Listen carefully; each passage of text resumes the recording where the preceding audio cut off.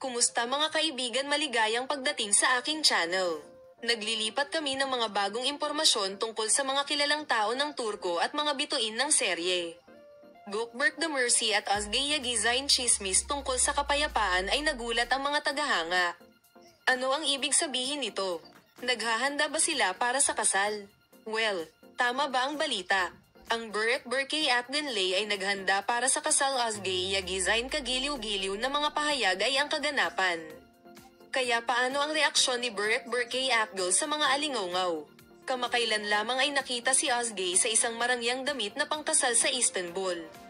Sinasabing gumugol ng oras sa pagtingin sa iba't ibang mga gown sa kasal sa loob. Ang ilang mga tagahanga ay sinabi kahit na kumuha ng ilang mga larawan sa labas ng tindahan. Natuwa si Özge sa insidente kung saan nasiyahan siya sa damit na pangkasal. Ang sitwasyong ito ay nagtaas ng isang malaking katanungan. Sino ang ikakasal niya? Ang mga tagahanga ay agad na naghahanda para sa kasal ni Özge. Ang haka-haka ay nagsimulang maging, ngunit wala pa siyang nakumpirma.